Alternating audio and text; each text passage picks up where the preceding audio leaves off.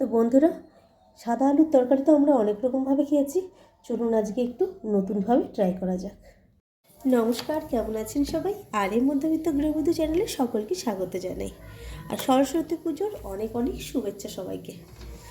তো আজকে বানাবো, সেই জন্যই দুপুরবেলা আজকে ভাত হবে না। আজকে বায়না হয়েছে সাদা আলুর তরকারি আর লুচি, ফুলকো ফুলকো লুচি। সাদা আলুর তরকারির জন্য আমি এই যে আলুগুলোকে এরকম চৌকো করে কেটে নিয়েছি।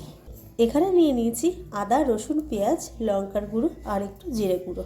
আমি এখানে একটু কাঁচা লঙ্কাও দেবো। তো সবগুলোকে সুন্দর করে প্রথমে পিষে নিয়ে চলুন।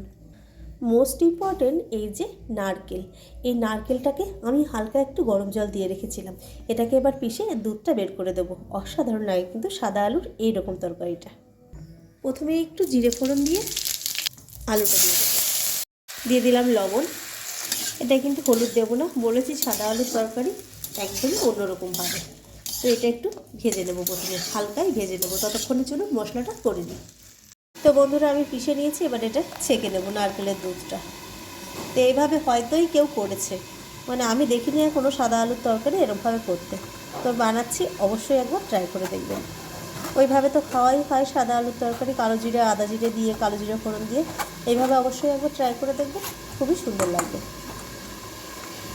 তো বন্ধুরা, দেখতেই পাচ্ছেন আলুটা কিন্তু খুব একটা ভাজা হয়নি। মোটামুটিভাবে আমি একটু নেড়ে চেড়ে নিয়েছি, ওই ধরুন 2-3 মিনিট মতো হাই ফ্লেমে।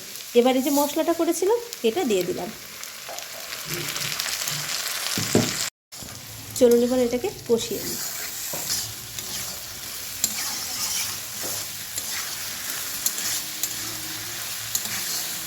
লবণ তো দিয়েই দিয়েছি, অবশ্যই পরে আবার একটু লবণ দিতেই হবে। আমি এখানে অল্প চিনি ব্যবহার করব। এই যখন কষাটা পুরো হয়ে গেছে, এই সময় দিয়ে দিলাম কটা কাঁচা লঙ্কা, সুন্দর একটা ফ্লেভারের জন্য।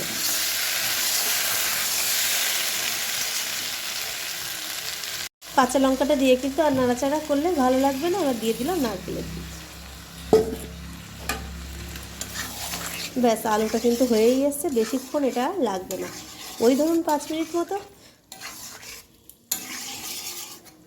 তো যে বাটিতে নারকেলের দুধটা রেখেছিলাম সেই বাটিটা একটুখানি ধুয়ে জলটা দিয়ে দিলাম। আলুটা কিন্তু অলমোস্ট গলেই গেছে, এই যে পুরোভাবেই গলে গেছে। তো এটা হাই ফ্লেমেই করবো, আর বেশিক্ষণ লাগবে না। জলটা কিন্তু আপনারা একটু বুঝেই দেবেন।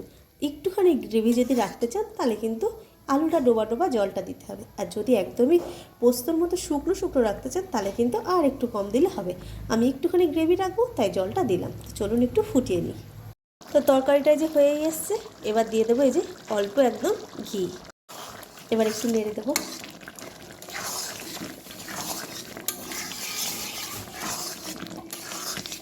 এবার দিয়ে দিলাম অল্প গরম মশলা।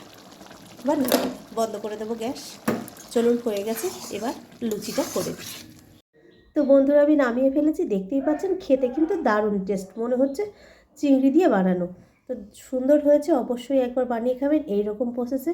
তো সাদা আলুর তরকারি তো অনেক রকমভাবে খেয়েছেন, অবশ্যই কিন্তু এরকমভাবে সাদা আলুর তরকারি আর এই যে ফুলকো লুচি। তো চলুন আজকের মতো এটুকুই, আবার একটা রেসিপি নিয়ে আপনাদের সামনে চলে আসবো। টাটা।